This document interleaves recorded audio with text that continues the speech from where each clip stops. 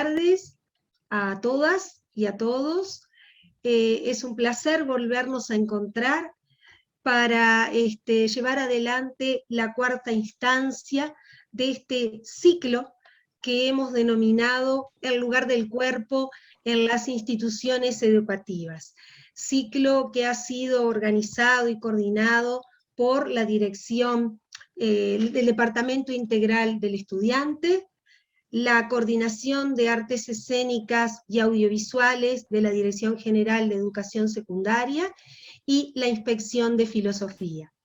Sin duda, con el apoyo constante de la Cátedra Alicia Goyena. Así que, y gracias a todos por este apoyo. Antes de comenzar la tarde de hoy, me gustaría recordar algunos aspectos procedimentales. Recordar mantener los micrófonos apagados durante todo el encuentro. Pedirles que las preguntas y los comentarios que quieran realizar los hagan a través del chat, mientras la ponente del día de hoy presenta su ponencia, para luego, determinada la misma, poder abrir micrófonos y el espacio de intercambio a través de las consultas, dudas, preguntas, cuestiones que ustedes vayan integrando en el chat. Si están tímidos y no lo hacen así, bueno, entonces abriremos micrófonos cuando se culmine la ponencia para poder dar lugar al diálogo, dándoles la palabra a cada uno de ustedes. En realidad, casi todos los que estamos hoy aquí nos hemos encontrado en los encuentros anteriores, así que conocen la dinámica, pero sabemos que hay algunos colegas que se están ingresando en el día de hoy, entonces es bueno recordar cuál es la dinámica del encuentro. En la tarde de hoy, nosotros vamos a recibir a Anabel Liteles. Anabel es filósofa y escritora uruguaya, licenciada, egresada en la Universidad de Buenos Aires, donde cursó la carrera en filosofía. Se ha dedicado al estudio de Nietzsche, Heidegger, Foucault y Deleuze, así como al pensamiento de Spinoza. Ha participado en diversos talleres y seminarios. A partir del año 81, junto con otras personas de distintas disciplinas, se abocó a la tarea de construir un ámbito de estudio, investigación y creación, un espacio de pensamiento, donde la filosofía se plantea como una actividad problematizante, creativa, que avanza en la producción del pensamiento. Realizó su actividad docente en instituciones públicas y privadas de la Argentina y de nuestro país. Ha publicado varios artículos y varios libros, tales como Una filosofía del porvenir, Política afectiva, apuntes para pensar la vida comunitaria, entre otros. Es para nosotros un enorme placer recibir y escuchar a Anabel en la tarde de hoy con la ponencia denominada Pensar con Spinoza, los cuerpos afectivos en transformación, acción y creación. Vamos a darle la palabra a Anabel y luego volvemos a conversar juntos. Gracias, Anabel. Gracias a todos por estar acá y empezamos entonces la tarde. Bueno, muchas gracias Lilian, gracias por invitarme, gracias a la Cátedra Alicia Goyena, a Marta que nos acompañó en estas lides tecnológicas. Voy a leer un texto, pero antes de comenzar voy a hacer algunas aclaraciones porque me parece que lo amerita. Como dijo Lilian, el texto se intitula Pensar con Spinoza, los cuerpos afectivos en transformación, en acción y creación. Lo que significa que vamos a trabajar en una conversación con Spinoza. Y esto requiere un una cierta disposición, diría yo. Disposición porque el pensamiento de Spinoza nos conduce a una imagen de pensamiento poco habitual. Utilizo el término imagen de pensamiento en el sentido que lo utiliza Gilles Deleuze a partir de su recorrido en torno a la cuestión filosófica y cinematográfica.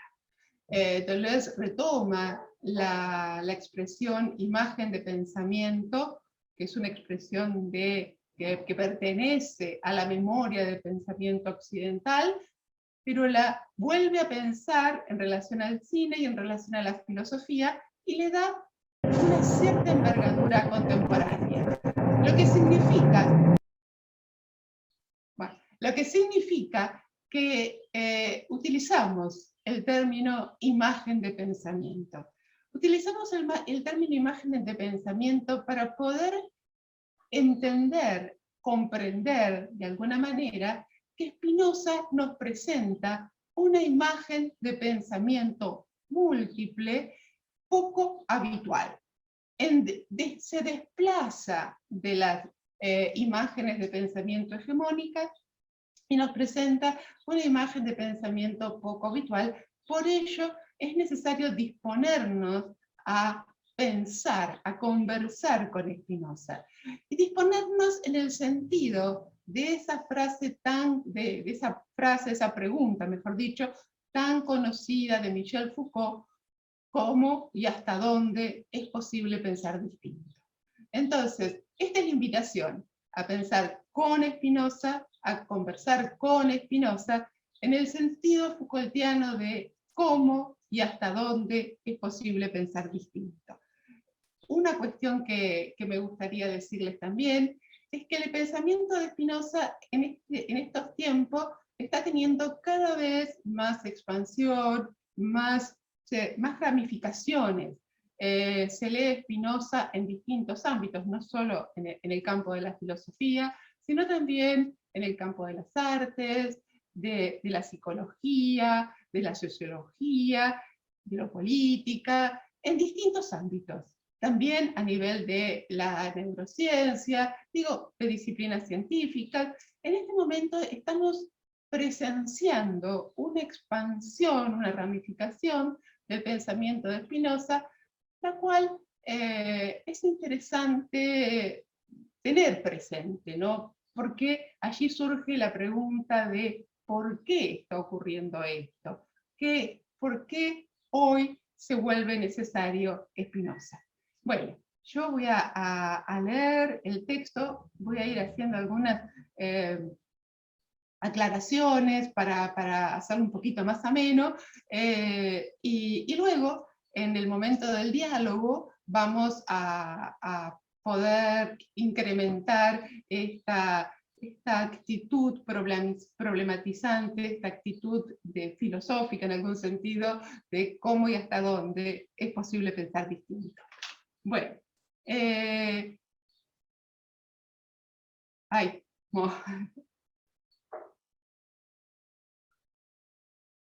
pensar con Spinoza.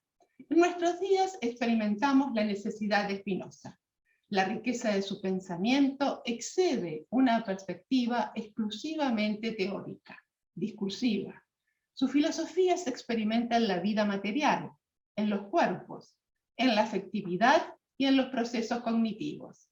Alumbra un pensamiento crítico y afirmativo, afectivo y constituyente, que permite ver y escuchar la vida en sus diversos aspectos. Consideraciones preliminares. Una primera aproximación a la ética muestra que Dios es concebido como sustancia, que posee infinitos atributos, de los cuales conocemos dos: pensamiento y extensión, y que en la sustancia se da la unidad de las leyes de la naturaleza. Ahora bien, la ética está asignada por un movimiento causal a partir del cual la sustancia es causa de sí en tanto causa de los modos, y es causa de los modos en tanto es causa de sí. Es decir, la sustancia, Dios, naturaleza, ser, produce y al producir se produce. Produce y al producir se produce. Bueno, esto requiere quizás una ampliación.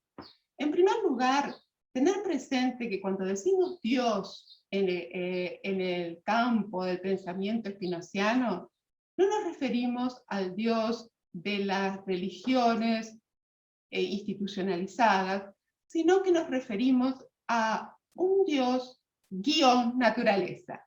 Dios, o como lo dice el propio Spinoza en el prefacio de Ética 4, Dios o naturaleza, Dios sigue naturaleza. Y por otra parte, Spinoza establece una cierta conexión entre algunos términos que es relevante para comprender su filosofía. Una conexión entre el pensamiento de Dios, entre el concepto de Dios, entre el concepto de sustancia y el concepto de ser. De ahí que filósofos contemporáneos como Deleuze y Materón plantean que en Spinoza hay una fuerte impronta ontológica, un pensamiento del ser, en tanto potencia. La sustancia ser espinociana es en sí misma, en esencia, potencia. Y en tanto en esencia es potencia productiva. Produce, y al producir se produce. Entonces, vamos a encontrar en el pensamiento spinociano que tenemos la sustancia y los atributos y los modos, que son modificaciones de los atributos sustancia. Entonces, los modos se distinguen de la sustancia y tienen en sí mismo una existencia y una esencia propia. Entonces, los modos, pasamos ahora a los modos existentes. Y vamos a hacer hincapié, vamos a hacer énfasis en los modos humanos. La potencia, y en los modos humanos, la potencia, deseo de pensar y actuar. En el pensamiento spinociano encontramos una consideración peculiar de las cosas singulares, los modos. En tanto sostiene que cada cosa singular en sí misma es potencia, esfuerzo en perseverar en su ser y rechazo de todo aquello capaz de destruirla. La potencia es la esencia de las cosas singulares, de los modos. Ella expresa la potencia infinita de la naturaleza Dios. Las cosas singulares, los modos existentes, por ejercicio de la potencia, perseveran, existen, actúan y padecen. La potencia conatus muestra una movilidad relacional afectante-afectado, que posee su propia regulación.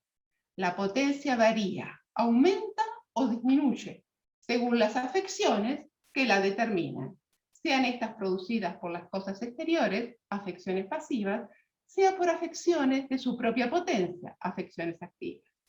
Los seres humanos no son entidades sustanciales. Esencial y singularmente son potencia, deseo. Spinoza dice, el deseo es la esencia misma del hombre. La esencia deseo es determinada a hacer algo en virtud de una afección cualquiera que se da en ella. Fin de cita. En la determinación de sus afecciones, en su despliegue relacional, el deseo se regenera, varía y efectúa su fuerza productiva en los cuerpos. A su vez, constituye la potencia misma del pensamiento y de la acción. Es esencia actuante del cuerpo y de la mente. Dice Spinoza, y el hecho es que nadie hasta ahora ha determinado lo que puede el cuerpo. Es decir, a nadie ha enseñado la experiencia hasta ahora qué es lo que puede hacer el cuerpo. Fin de cita. En la filosofía de Spinoza no hay supremacía del alma sobre el cuerpo, ni del cuerpo sobre la mente. Se trata acá tenemos que entenderlo de esta manera. En la filosofía de Spinoza no hay supremacía de la mente sobre el cuerpo, ni del cuerpo sobre la mente. Se traza una configuración en la cual la mente y el cuerpo actualizan una potencia de pensar y de actuar que en su distinción muestra su mismidad. La mente y el cuerpo son dice Spinoza, la mente y el cuerpo son una sola y misma cosa. El orden de las acciones y pasiones de nuestro cuerpo se corresponden por naturaleza con el orden de las acciones y pasiones de la mente. Fin de cita. Bueno, entonces aquí tenemos una aproximación a los modos existentes, a las cosas singulares en primer lugar, y luego, y digo por ende, a los modos humanos. Y tenemos una definición de la cosa singular que es muy importante tener en cuenta cuando nos aproximamos al pensamiento de Spinoza. Materón dice que esta definición, que la encontramos en la parte 3 de la ética, en la proposición 6, es la clave para comprender tanto la ética como la política spinoziana. Y a su vez recoge lo que se plantea en su ontología y en su concepción de la mente y los cuerpos. Entonces, la proposición 6 de ética 3, podríamos decir que está en medio de la ética, y es la proposición que acabamos de ver, que nos dice que la cosa singular, los modos, se esfuerzan en perseverar en su ser. Entonces, esto es lo que nos va a dar el concepto de potencia, y esta es una proposición clave para comprender el movimiento en los cuerpos y también en la mente. Lo que nos ocupa en este momento son los cuerpos. Y ese esfuerzo en perseverar en su ser, potencia, que en latín es conatus, en el modo humano, o en los modos humanos, se presenta como deseo. Esto fue lo que vimos. Seguimos. 3. Una física de los cuerpos. Desde otra perspectiva, en su mismidad y diferencia, el vínculo del cuerpo y la mente guarda una cierta peculiaridad, en tanto la mente constituye la idea del cuerpo. Las afecciones en el cuerpo son ideas en la mente. Hay una concatenación del cuerpo y la mente que algunos autores denominan paralelismo. Ahora bien, para comprender la envergadura del desplazamiento efectuado por Spinoza, tanto a nivel del vínculo entre el cuerpo y la mente, como a nivel de los cuerpos, es preciso comprender la naturaleza de los cuerpos esbozada en lo que se denomina la pequeña física, que se encuentra entre las proposiciones 13 y 14 en la parte 2 de la ética. Allí se distingue A, los cuerpos simples, B, los cuerpos compuestos, C, los cuerpos humanos. Los cuerpos simples. Según Spinoza, los cuerpos se mueven o están en reposo, se relacionan, se afectan y se determinan entre sí. Spinoza señala, los cuerpos son cosas singulares que se distinguen entre sí en razón del movimiento y el reposo. Y cada uno es determinado al movimiento o al reposo por otra cosa singular y por otra, y así al infinito. Las maneras en las que un cuerpo es afectado por otro se siguen de la naturaleza del cuerpo afectado y a la vez de la naturaleza del cuerpo que lo afecta. B. Los cuerpos compuestos. Los cuerpos simples en la movilidad y en la comunicación de sus relaciones constituyen cuerpos compuestos. Leemos en la ética. Cuando ciertos cuerpos se comunican unos a otros, sus movimientos, según una cierta relación, diremos que esos cuerpos están unidos entre sí y que todos juntos componen un solo cuerpo, o sea, un individuo que se distingue de los demás por medio de dicha unión de cuerpos. Fin de cita.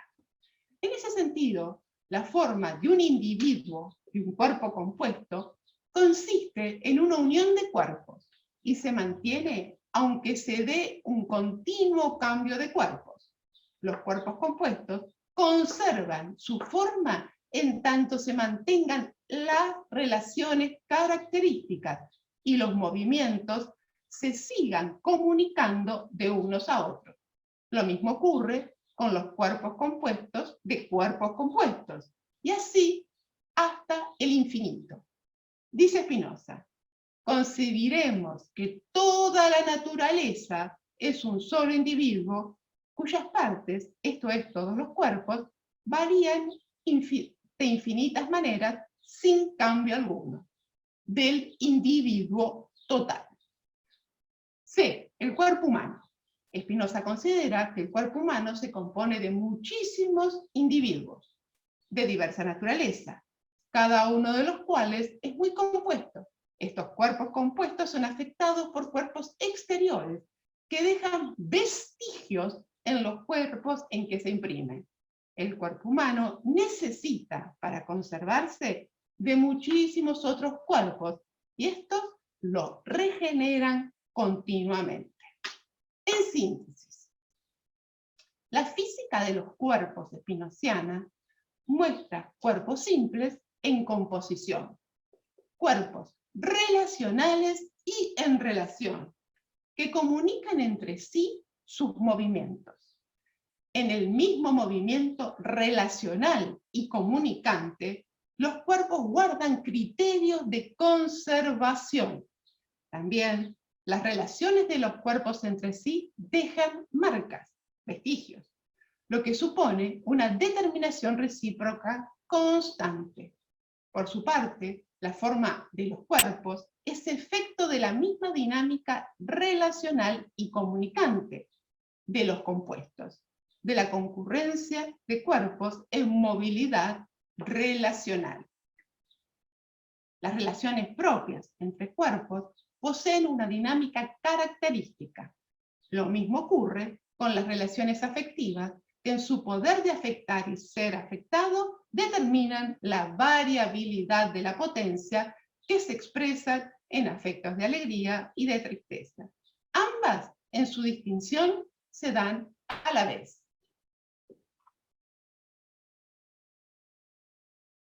En el momento de concluir, el pensamiento de Spinoza abandona la idea del cuerpo máquina anatómico como modelo exclusivo del cuerpo.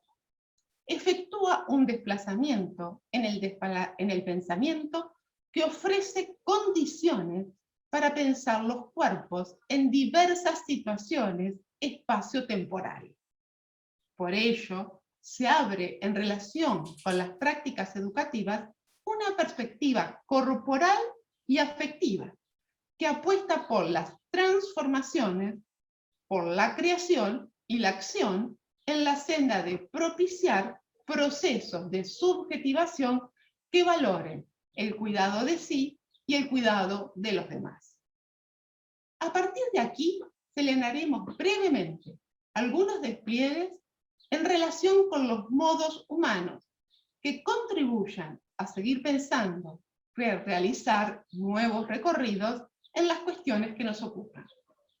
1. La mutua apropiación de lo individual y lo colectivo. A partir de lo expuesto en relación a los cuerpos, se constituye una concepción concurrencial y comunicante, relacional y colectiva de los individuos. Se abandona la consideración del cuerpo separado, segregado, del cuerpo como entidad aislada, Por tanto, desde una perspectiva corporal, los modos humanos son seres relacionales, en constante afectaciones de unos con otros, lo cual deriva en que cada quien, en su individualidad, es un ser relacional y en relación que integra y constituye distintas tramas relacionales, distintas instancias de vida colectiva. 2. La potencia creativa. En los modos humanos, el deseo es potencia actuante del cuerpo y la mente. Por ende, potencia creativa. En ese sentido, cobran importancia las preguntas por cómo generar las mejores condiciones para el aumento de la potencia de creación y acción, tanto individual como colectiva. Por cómo prestar atención a los mínimos gestos, a las microtransformaciones afectivas que son la condición del aumento de la potencia, por ende, del aumento de las fuerzas creativas en sus distintos aspectos. 3. Las transformaciones afectivas se efectúan en los cuerpos. El deseo constituye y dinamiza los procesos de regeneración y las transformaciones afectivas y corporales. Por tanto, en los modos humanos, en la senda del deseo, mediante ciertas operatorias, vemos que son posibles las transformaciones de los afectos de tristeza, de enojo, de odio y de violencia. Por mínimas que sean las transformaciones, son individuales y colectivas. Insisten en la conservación de sí y en el hacer cuerpo con otros. La soledad efectivamente se rechaza, se atraviesan las pasiones tristes, devienen afectos alegres, singulares y colectivos, relaciones de cuidado recíproco, de amabilidad y amorosidad. En este sentido, en la senda espinociana, las distintas actividades humanas, entre las que se encuentran las prácticas educativas, adoptan un carácter ético-político, puesto que, en función de la movilidad de las afecciones, hay criterios afectivos como el afecto de la fortaleza, que enlaza la firmeza, el deseo de cada quien de conservar su ser, de perseverar en su ser, y la generosidad, el deseo de favorecer a los demás, de propiciar y expandir relaciones de amistad. En ese sentido, los criterios afectivos son ético-políticos y también estéticos, puesto que los cuerpos, en su movilidad relacional, muestran la animación de sus afecciones, de sus sensaciones, mediante las cuales estimulan el despliegue de la potencia creativa, impulsan una verdadera transfiguración de su fuerza, propician relaciones de apoyo mutuo, amabilidad y amorosidad, y de este modo aportan los gérmenes indispensables para la creación de nuevos modos de vida comunitaria. Bueno, muchas gracias. Muchas gracias a ti, Anabel. De verdad que ha sido muy enriquecedora los aportes que nos has brindado. Sabés que el chat está tranquilo porque están un poco tímidos de comenzar a dialogar. Pero bueno, vamos a abrir micrófonos para dar lugar a la palabra. Había, mientras los docentes van levantando la mano y van intercambiando contigo, me generaba una cosa esto de pensar hacia el cuerpo como Spinoza es como si no cesara de asombrarse del cuerpo. De alguna manera, no por tener un cuerpo, sino por lo que el cuerpo puede, ¿verdad? Eso es lo que me deja pensando en esto de, no se define el cuerpo como género, no se define como una especie o como un órgano, como no se define por sus órganos, no se define por sus funciones, se define por lo que puede. Me parece que ese concepto es muy potente y que en eso te preguntaría un poquito más cómo ahondarlo. Y preguntarte, esa potencia ilimitada que de alguna manera se presenta mirado así ese cuerpo, la pregunta es, ¿nos permite conocerlo? ¿Podemos conocerlo a ese cuerpo? Muy interesante tu comentario. Hay otra pregunta de Miralba, que por ahí voy, como tenemos tiempo, yo traté de ser breve en la ponencia para tener tiempo para esto, para las preguntas, para los comentarios, para pensar juntos, porque en realidad sé que tiene ciertas dificultades el pensamiento de Spinoza, y además, como ustedes habrán visto, yo leí textos de Spinoza porque estoy convencida que es fundamental la materialidad de los textos de Spinoza, que es importante leerlo a Spinoza. Entonces quizás eso también complica un poco, pero me parece que es momento de perder los reparos, digamos, y ciertas dificultades, y conversar al respecto. Bueno, lo que tú decís es muy interesante en varios sentidos. En primer lugar, tenemos que tener presente esto que el texto dice, pero quizás un tanto rápidamente, es que Spinoza escribe la ética, y la ética tiene 5 partes. La ética, en un principio, se iba a llamar filosofía. La filosofía era un modo de hacer, de pensar y hacer contradogmático, ¿sí? En algún sentido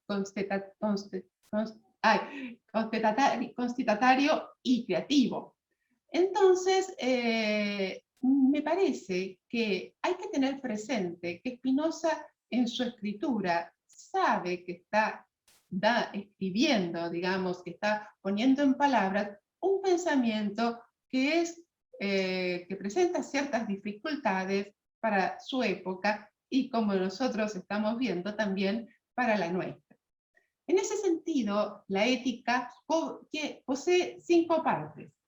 En la parte 1, Spinoza habla como de Dios, de la sustancia y de los modos. Es decir, como que si en la parte 1 Spinoza traza, dibuja la imagen de pensamiento dando grandes rasgos y haciendo algunas precisiones. En la parte 2 de la ética, donde Spinoza piensa la mente, se llama de la mente, del origen de la naturaleza, es allí donde nos muestra la relación mente-cuerpo, la pequeña física, y desarrolla algunas líneas en relación al conocimiento, a una apuesta epistemológica, podríamos decir, o cognitiva. Entonces, en ese sentido, nos encontramos que en la parte 3 de la ética, Spinoza plantea la cuestión de los afectos. De los afectos, del origen y de la naturaleza de los afectos. En la parte 3, en la proposición 2, nos encontramos con esa proposición que tú mencionaste, que es: no sabemos por lo que puede un cuerpo. No saber lo que puede un cuerpo, no sabemos lo que puede un cuerpo, nos muestra una concepción corporal que es en sí misma potencia. El cuerpo es potencia a la vez. Y en tanto es potencia, puede, pero no sabemos de antemano lo que puede. Puede en el devenir de las afecciones, en el devenir en la movilidad, en la variabilidad de los afectos, en la relación con otros cuerpos, en las relaciones que se dan con otros cuerpos. Es decir, que podríamos decir que siempre hay una cierta limitación en el modo finito, porque lo propio del modo finito es estar limitado, determinado por otros cuerpos. Lo mismo nos pasa a los modos, si lo pensamos desde la perspectiva del modo humano. Es decir, siempre estamos en relación.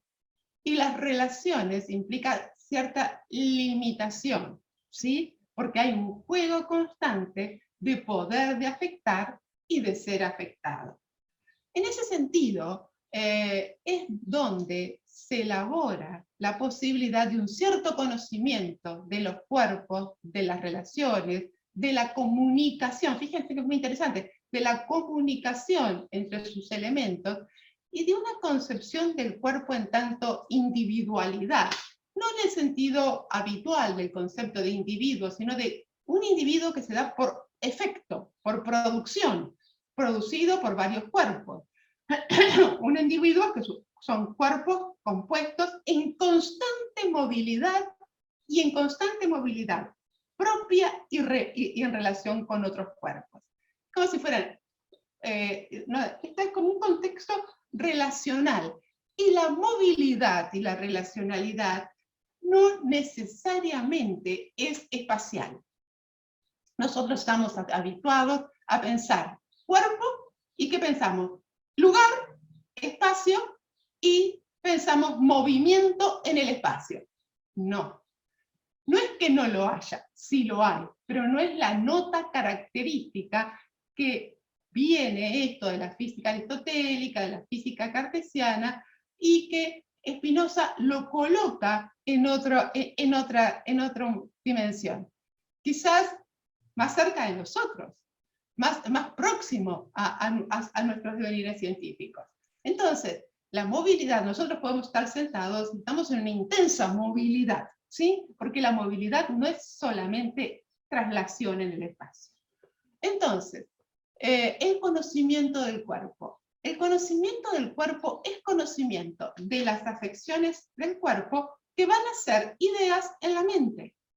Entonces, cuando nosotros podemos dar cuenta de las afecciones del cuerpo y de las ideas en la mente, ya estamos moviéndonos en un primer sentido, dando unos primeros pasos en esto de conocer los cuerpos. ¿Y cuál va a ser el segundo paso? El segundo paso es algo que a mí me parece importantísimo y muy interesante como aporte spinoziano, que es lo que Spinoza denomina las nociones comunes. Las nociones comunes es una operatoria realizada por la razón. Segundo género de conocimiento. Primer género, la imaginación, afecciones, y de afecciones tengo ciertas imágenes. Estas imágenes se traducen en la mente, aparecen en la mente como imágenes, ideas, y tenemos un primer género de conocimiento. Pero tenemos un segundo género de conocimiento que consiste en una operatoria de la razón. La razón no tiene nada que ver con la razón moderna, de medios y fines. Es una razón conectiva, es una razón que hace conexiones. ¿Entre qué? Entre propiedades comunes. Entonces, la razón distingue lo que hay de común entre los cuerpos, lo que hay de común entre los modos humanos, digo como ejemplo, ¿no? Y a partir de ahí se traza un conocimiento posible de los cuerpos.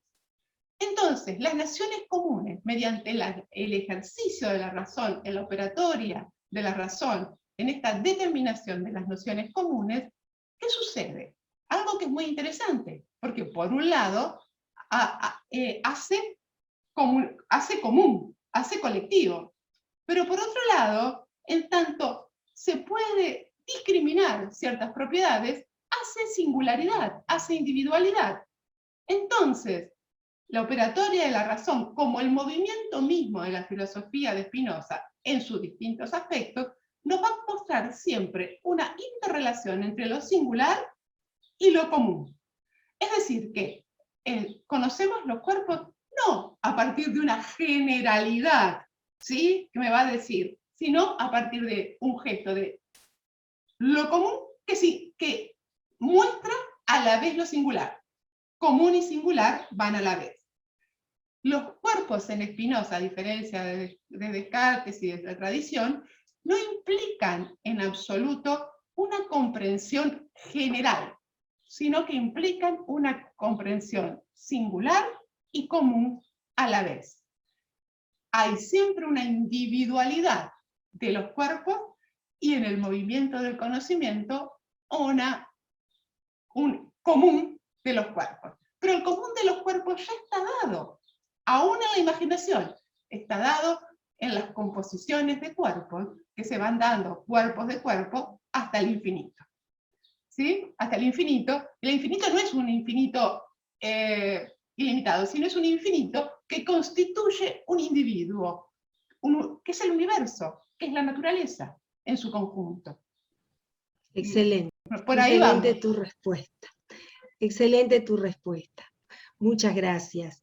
Tenemos ahora Gracias sí a en ti, el chat. Lilian. No, tenemos en el chat algunos comentarios. Excelente, Anabel, tu aproximación al pensamiento de Spinoza y las posibilidades que se abren para la educación. Daniel nos dice por otra parte, Spinoza siempre para mí es un misterio, me resulta oscuro de leer, así que estaba muy atento a esta charla. La naturaleza es Dios y los seres humanos. ¿Somos también naturaleza? ¿Conformamos parte de esta divinidad? ¿El ser humano es naturaleza con conciencia de sí misma para Spinoza? Gracias, dice Daniel. Y luego te leo para que puedas contestar. Dice Janet, un placer escucharte, Anabel. Me conmueve cada vez más la necesidad de trabajar las corporeidades docentes en tanto cuerpos relacionales y por tanto afectantes y afectados en el aula docente. La cuestión de lo micro en tanto gestualidades del cuerpo docente en el aula, entiendo que las posibilidades de transformación son enormes. Y tengo una más. Lo que puede el cuerpo y atraviesa las prácticas docentes pone en cuestión los límites y sus alcances. Bueno, te devuelvo la palabra. Bueno, muchas gracias, Lilian. Muchas gracias, Janet, la amiga querida. Y Daniel también. Son preguntas muy interesantes. Vamos a ir por partes. Quiero comentarles algo, compartir algo que yo intenté formular este texto en el modo que vengo trabajando, que que guarda una cierta metodología. Podríamos decir, en este concepto de imagen de pensamiento que comenté al principio, el método no es la imagen de pensamiento, el método se distingue de la imagen de pensamiento. La imagen de pensamiento es, podríamos decir, esa tendencia, esa pregunta, esa problematización que elaboramos en función de ciertas inquietudes, ¿no? Y en función del deseo, del querer, del pensamiento mismo, que plegamos y que expandimos.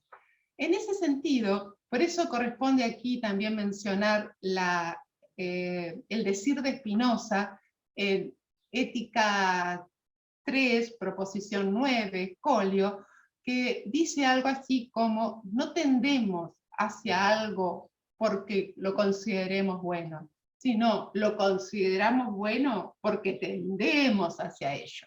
Entonces, la imagen de pensamiento muestra ese cúmulo de inquietudes y esa tendencia, ¿no? Y ahí establecemos diálogos, conversaciones, algunas explícitas y otras que están implícitas y a veces hasta desconocemos.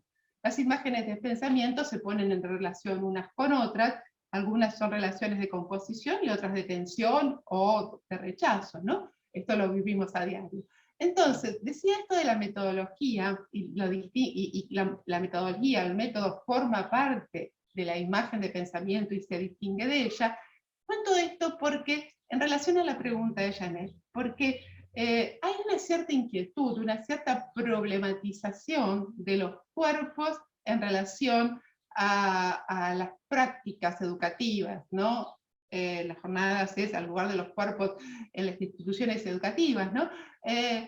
Y estas preguntas, estas interrogaciones, requieren ciertas condiciones de pensamiento. Spinoza nos ofrece eso, condiciones de pensamiento.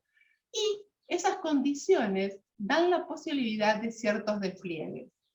Ahí en los despliegues yo apunté en el momento de concluir 3 puntitos, pero en realidad son como esbozos, porque estoy persuadida que los despliegues, digamos, la concreción, el hacer en el pensamiento, es una tarea colectiva. Es necesario pensar juntos, hacer colectivos de pensamiento, ¿no? Que son colectivos de corporales, afectivos, ¿no? Entonces, son esbozos. Y lo que planteaba Janet es tal cual. Yo creo que hay una de las cuestiones que plantea el espinosismo, y es esta cuestión que tiene que ver con pensar, no pensar a los cuerpos y por ende a los humanitos, como digo yo, que son siempre en su singularidad relacional, como elementos separados, como si tuvieran un contorno que separa uno del otro, sino pensarlos como en relación, pero ontológicamente, es decir, en sí mismos son relacionales, en sí mismos hacemos cuerpo de cuerpos. Entonces, hacemos cuerpos con otros. En ese sentido, y eso, lejos de ser una generalización, es una individualización y un estar en común a nivel de la razón y a nivel de la práctica. Entonces me parece que eso enriquece. Y el otro día quiero compartir algo también como inquietud para luego seguir pensando. Estuve en Ciencias Sociales con una ponencia sobre el biopoder y volví a los textos de Foucault, a textos que tenía escritos hace muchísimos años, y pensaba que la cuestión del biopoder, de las disciplinas, que es un problema para mí en relación a las prácticas educativas, el disciplinamiento, etcétera, etcétera. Yo sé que la mayoría va a conocer al respecto, no me quiero extender, pero el biopoder, en tanto poder sobre la vida, Foucault hace una distinción, ¿no? En el segundo volumen de la historia de la sexualidad, ¿no? En la voluntad de saber. Hace una distinción entre biopoder y anátomopoder, que luego con el tiempo la nombramos biopoder. Digamos, las dos instancias, los dos polos, comprenderían el biopoder. Pero dice que el biopoder es poder sobre la vida, poder.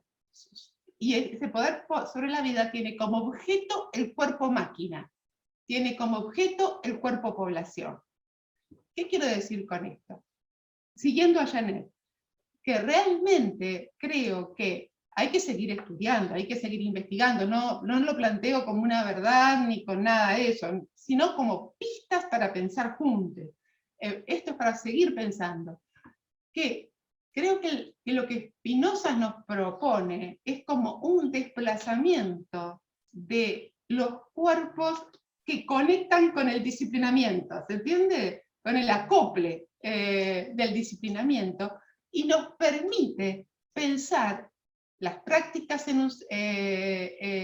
educativas desde una organización, desde una que no quita organización, no quita ciertas autoridades en movimiento, no es como estamos acostumbrados a pensar o las disciplinas o el caos, no, sino otro modo de organización que posibilite el encuentro, el cuidado recíproco, y que posibilite el aumento de la potencia en el sentido de la creación, es decir, habilite las transformaciones y por ende los aprendizajes creativos. Pero bueno, esto es para seguir pensando. Ahora voy a la cuestión de Daniel, que es una de las cuestiones más apasionantes y también complicadas del espinosismo, ¿no?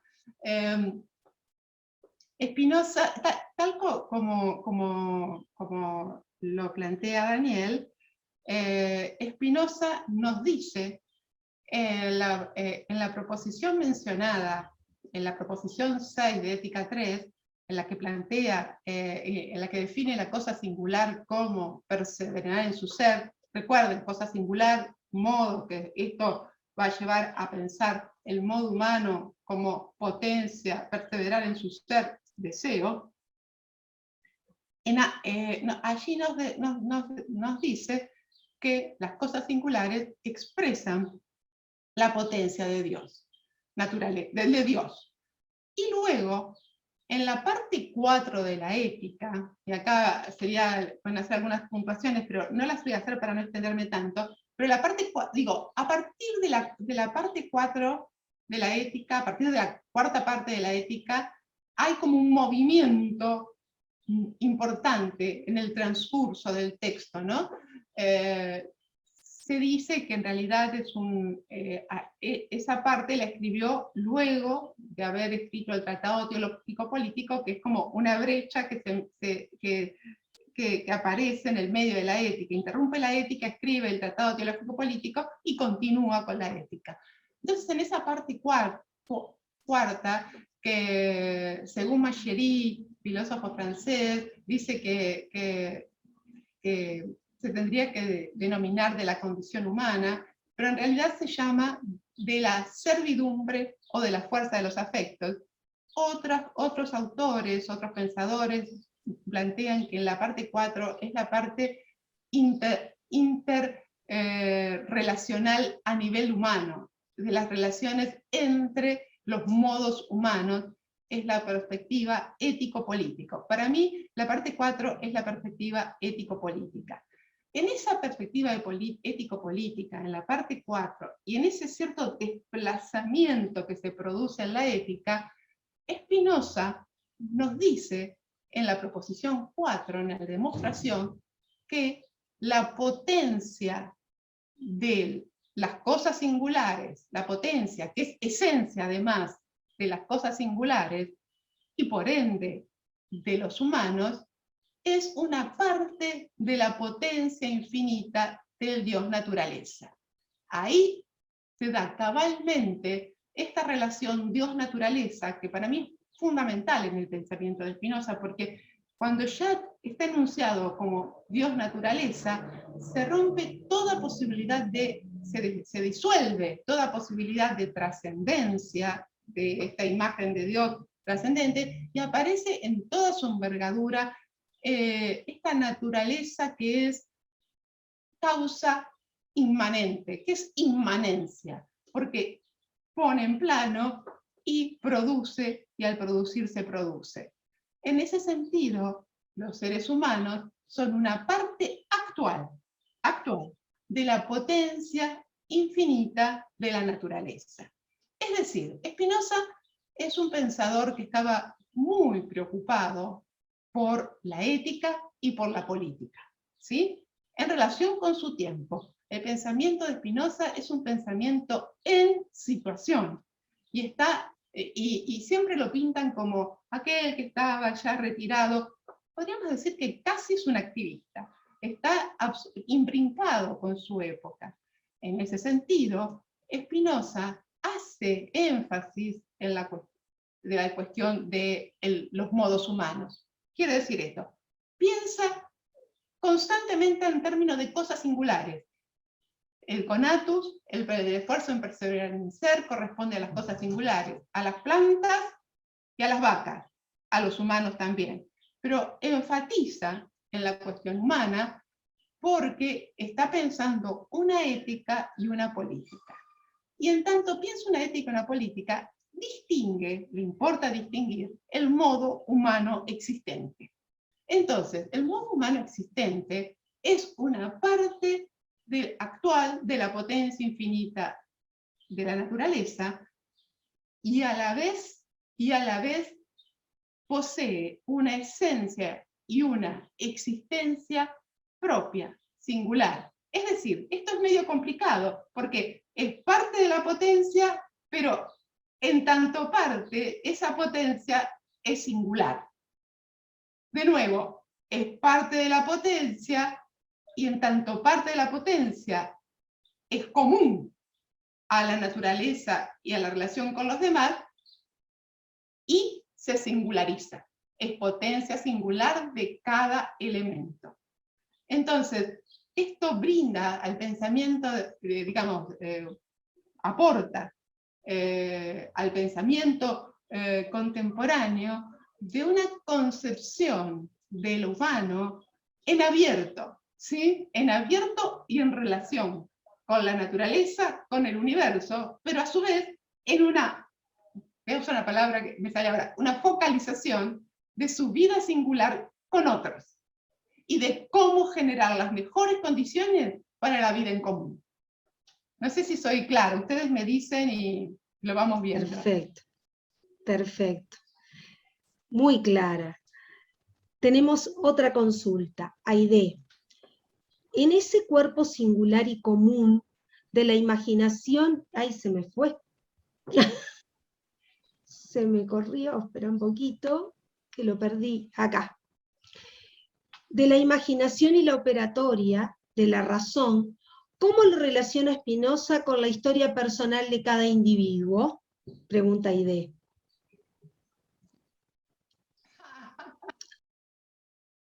¿Dónde está Aide? Pero es interesante, es interesante. A ver, es interesante porque constantemente hay en Spinoza una atención a la experiencia, una atención a la vida de cada quien, digo en términos de cada quien, desde cada quien, podría decir, ¿no? Y la parte 3 de la ética, que como les decía, que se intitula del origen y naturaleza de los afectos, o de los afectos del origen y naturaleza, en esa parte Spinoza nos muestra todo un movimiento cuerpo-mente, y en ese movimiento cuerpo-mente se despliega lo que podríamos nombrar vida afectiva. Por eso esa parte 3, algunos autores la denominan o la ciencia afectiva o la vida afectiva. A mí me gusta más la vida afectiva. En esa vida afectiva encontramos, de nuevo, condiciones, herramientas para pensarnos a nosotros mismos, ¿sí? Es decir, que el aporte de Spinoza en relación a la afectividad implica bases o condiciones para conocerse a sí mismo. Pero este conocimiento de sí no es a modo de un conocimiento de la conciencia. Nosotros estamos habituados a pensarnos en función, a pensar el conocimiento de sí en función de una conciencia que despliega un cierto desarrollo para insistir en la identidad, y en algún sentido, como dice Foucault, comanda la relación consigo mismo. No, en ese sentido, a veces, aunque Foucault nombre poco a Spinoza, lo vemos muy presente en la filosofía Foucaultiana. Acá hago un paréntesis para aclarar un poquito. Cuando Foucault, en la hermenéutica del sujeto, plantea que hay un camino, que es el cartesiano, un camino cartesiano que está en relación con un linaje que viene de Aristóteles, o de una lectura de Aristóteles. En ese linaje lo que nos encontramos es con un modo de concebir el pensamiento y su relación con la verdad en función de un conocimiento objetivo exterior a la conciencia. Es decir, el conocimiento en esta línea que podríamos nombrar hegemónica, el pensamiento en esta línea que podríamos nombrar hegemónica, implica la separación entre aquel que piensa, el objeto a pensar y la imagen que se constituye del objeto pensado. Es la situación epistemológica. Y dice, yo me inscribo, mi propuesta del trabajo, lo que estoy tratando de pensar, se inscribe en otra tradición en la cual se encuentra Spinoza, que es aquella tradición que dice que aquel que piensa se ve modificado por el pensamiento, ¿sí? Es decir, que el pensamiento y el conocimiento mismo modifica a aquel que lo realiza, ¿sí? Estos son como dos modos muy distintos, dos imágenes de pensamiento muy distintas enunciadas por Foucault. En ese sentido, el conocimiento de las prácticas cotidianas de uno mismo, de cada quien, no va a estar dado por esta separación de un mundo exterior y una conciencia como espacio de interioridad, ¿sí? Esto no hay en Spinoza. No hay ese espacio de interioridad que me permite como una insight y como sino que lo que nos vamos a encontrar es que un devenir existencial corporal en el ejercicio de la potencia que implica ideas en la mente y que requiere de la razón para poder comprendernos también a nosotros mismos. ¿Se entiende? Es otra idea, porque no hay ese espacio, insisto, de interioridad.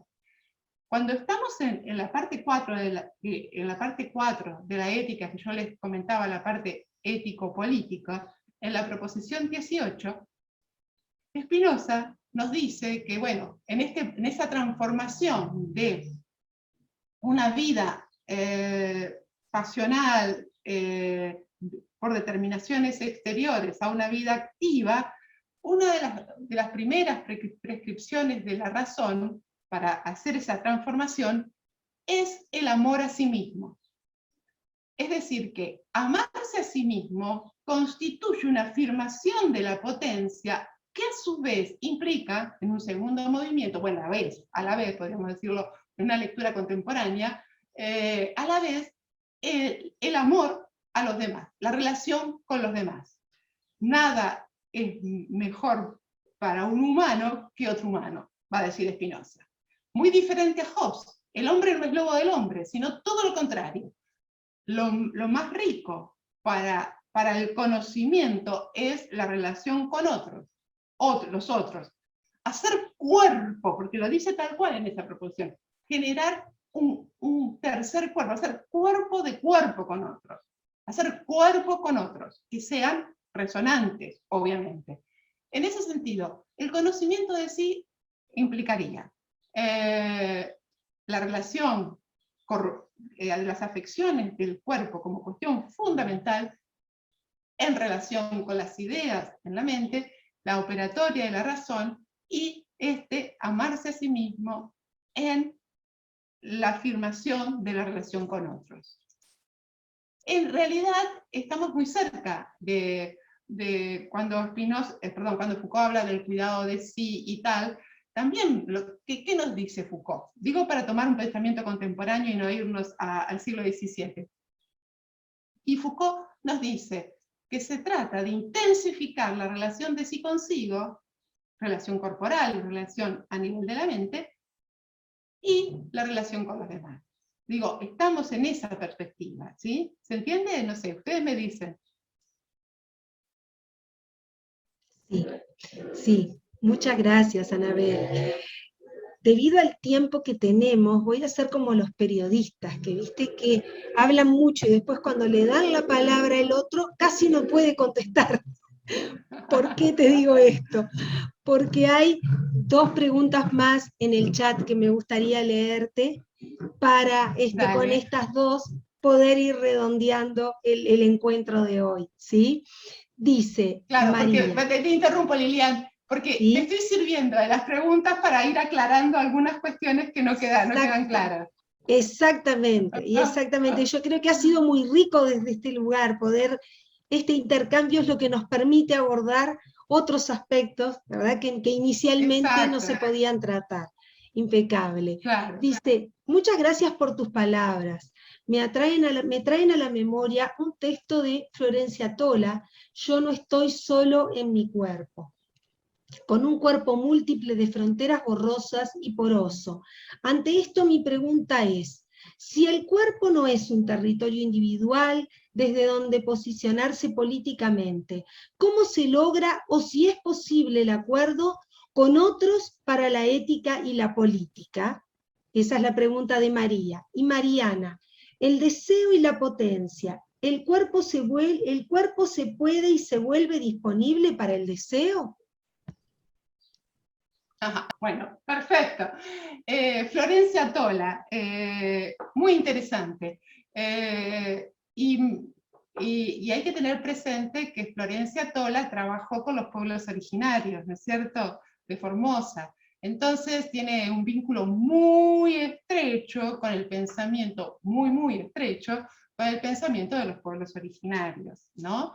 De los Wichi. Entonces me parece que justamente la mención de Florencia Tola nos permite pensar en una concepción del cuerpo y la concepción de la naturaleza que a mí me parece que resuena muchísimo con el pensamiento de Spinoza. Haciendo ciertas torsiones, nosotros encontramos resonancias entre el pensamiento de Spinoza y el pensamiento de los pueblos originarios, por distintos motivos. Hoy en día se está trabajando a nivel, en el vínculo con los pueblos originarios, con los movimientos sociales, con el feminismo, etc. Un pensar Spinoza con las distintas expresiones. Entonces, tal cual, este cuerpo poroso, este cuerpo relacional, es un cuerpo que hace individuo, no tenemos que perder de vista esto. Recuerden esto que es ese lema que les leí, que está en la física espinociana, que el compuesto de cuerpos y el compuesto de cuerpos producen un individuo como efecto de su composición. Entonces, justamente la corporalidad, el estar en presencia de lo corporal y la relacionalidad, y en esto que comentábamos con Lilian hoy, de no sabemos lo que puede un cuerpo, en ese qué es lo que puede, nos encontramos necesariamente, a mi entender y en mi lectura, con un, por ahí no lo llamaría posicionamiento para atenuarlo un poco, pero con un cauce, diría, con una andadura, ¿se entiende? Donde sí podemos, y es necesario, por otra parte, imprescindible para mí en la contemporaneidad, establecer un desde dónde realizo acuerdos, desde dónde organizo, desde dónde organizo y me organizo, digamos, me dispongo a la organización, al encuentro, al acuerdo, al estar con otros. ¿Se entiende? Es decir, que justamente, si hay algo distintivo en el pensamiento de Spinoza, es que mediante el ejercicio de la corporalidad de los cuerpos, hay individuación. Y esto lo dice Spinoza y esto circula en el campo spinoziano. Hay individuación. En tanto hay individuación, hay andadura, posicionamiento, a partir del cual en el juego de las relaciones, escuchando y volviendo a escuchar las relaciones y escuchando las afecciones y la variabilidad afectiva, es que se componen, organizo los encuentros para participar en la vida política. En la vida ético-política que deriva en la vida política de los muchos, ¿no es cierto? Yo creo que justamente al tener el espinosismo un enclave corporal tan fuerte a nivel de su concepción, y por ende esto aparece en el plano ético-político y en la vida específicamente política y en las derivas éticas, al tener una impronta corporal tan fuerte, ahí encontramos la andadura, el posicionamiento, porque siempre los cuerpos convocan la individualidad. Es muy diferente al pensamiento cartesiano, que los cuerpos nos comprenderían una cierta como generalidad. No, no, los cuerpos son individualidad, ¿sí? Individualidad relacional, individualidad con otros, individualidad en composición. Por eso estamos trabajando en esta relación singular común, ¿sí? No sé si soy clara. Bueno, y por otra parte, el deseo, el cuerpo en sí mismo, o los cuerpos en sí mismos, los compuestos corporales que podríamos pensar en cada quien en el juego de las relaciones, en sí mismo es deseo.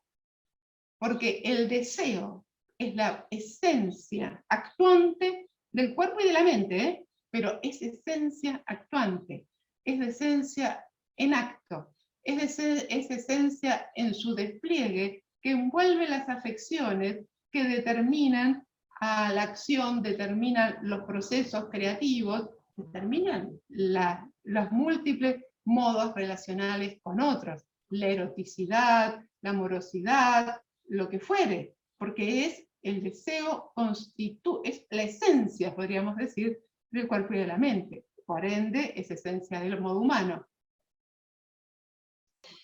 Bueno, Acá Lilian Rodríguez. acá hay otra pregunta. Sí, hay otra pregunta. Acaba de llegar otra pregunta, sí. Lilian te saluda, Lilian Rodríguez dice que es muy interesante tu charla y la información que nos has brindado hoy. Siguen los agradecimientos y luego aparece otra pregunta que sería la última que podemos contestar por el tiempo. Lamentablemente el tiempo es tirano y más hoy que la cátedra tiene agendada una actividad que contigua a esta tiene que empezar también en hora. Entonces, 16:30 es nuestro momento final de cierre de la actividad de hoy. Por eso me gustaría que pudieras contestar esta pregunta y así ya hacer nuestro saludo final, ¿sí? Dice, la construcción en la individualidad con otros refiere a la presencialidad real y tangible de los cuerpos y también puede entenderse en estas modalidades virtuales. Qué buena pregunta. ¡Qué pregunta para el final! Ay, Anabel. Yo creo que sí. Yo no tengo duda que sí, diría. A ver, porque en realidad es como si nosotros a partir de esta pregunta necesitamos situarnos en este aquí y ahora, ¿no es cierto? Y a veces cuando estamos pensando en este aquí y ahora, en esta situacionalidad, se producen ciertas torsiones, pero me parecen que son muy interesantes. Y aquí me parece que el pensamiento de Spinoza aporta en este sentido. Nosotros podemos, como decía en el principio, podemos concebir desde la perspectiva del espacio y de la movilidad de un lugar de los cuerpos en el espacio, y también podemos pensarlo como un movimiento de traslación espacial, ¿no? En ese sentido nos estaríamos refiriendo a una presencialidad, a lo que nombramos presencialidad, ¿no es cierto? Ahora, ese modo de la presencialidad no es el único modo de lo corporal. Lo corporal, y acá viene algo que no sé si meterme, pero me voy a meter. Lo corporal, en Spinoza, posee una característica que es lo que da lugar a que hoy estemos trabajando en un materialismo spinociano, en un materialismo de la subjetividad, casi nos da una física, ¿no? Pero en un materialismo como decía, de la subjetividad, de un materialismo para comprender los procesos de subjetivación, por ende la ética y la política. Entonces, este materialismo deriva de que Spinoza concibe la extensión, la condición de lo corpóreo, como un aspecto de Dios naturaleza, ¿sí? Es decir, que el Dios naturaleza es corpóreo, ¿sí? Muy diferente a lo que nosotros estamos habituados. El cuerpo queda fuera, ¿no? Sino que el Dios naturaleza es corpóreo, la sustancia es corpórea, porque uno de sus atributos es la extensión, que es un aspecto de la sustancia. Entonces, en ese sentido, Spinoza sigue la tesis propia del siglo XVII, que ya estaba en el siglo II en Averroes, en una lectura del aristotelismo, que es la eternidad del mundo. La eternidad del mundo dice esta dimensión corpórea de la sustancia. Entonces, cuando estamos pensando en Spinoza, no estamos pensando solamente en el régimen de lo empírico que estamos habituados, ¿se entiende? De lo que medimos, de la traslación en el espacio, en ese registro de lo empírico, sino que, podríamos decir, hay una mutación, una transformación de lo empírico y una ampliación. Entonces, lo empírico tiene distintos registros, y tiene registros tan virtuales que se actualizan constantemente. Entonces, nosotros aquí en esta virtualidad, que hace tiempo que la estamos realizando, pero que nos sigue costando, podríamos decir que estamos desplegando un registro que por ahí no es tan no sé, alegre como la presencialidad o lo que fuera o tal, pero que no deja de ser un registro de lo empírico. ¿Se entiende? Es decir, nosotros estamos habituados a concebir el régimen empírico como aquello que tocamos, como lo visible y lo tangible, lo medible, lo cuantificable, el espacio y la traslación en el espacio. Bueno, acá estamos diciendo, bueno, pero ¿qué pasa si nosotros pensamos en clave spinociana en otro régimen, en otro modo de lo empírico, multidimensional, digamos, que tiene distintos aspectos, y uno de ellos podríamos pensar que también estos aspectos de virtuales que se actualizan y empirias, diferentes empirias. Anabel, sinceramente ha sido un gusto escucharte, así también lo manifiestan los colegas en el chat. Un gran placer poder compartir esta instancia contigo. Te agradecemos enormemente tu participación, los aportes que nos pudiste brindar en el día de hoy, que sin duda nos van a seguir dejando elementos para seguir pensando y construyendo juntos. Ha sido excelente tu ponencia y la cantidad de elementos que nos dejas abiertos para seguir indagando, investigando, estudiando, analizando. Así que desde ya, en nombre no solo de la Inspección de Filosofía, sino por supuesto que del DIE, de la Coordinación de Artes Escénicas y de la Cátedra Alicia Goyena, y sobre todo de todos los participantes del día de hoy que así lo manifiestan, te agradecemos muchísimo. Gracias nuevamente y ojalá nos podamos volver a encontrar en otro espacio. Gracias a todos, bueno, hasta la próxima y un placer. Muchas gracias a todas y a todos, muchas gracias. Hasta la próxima. Hasta la próxima.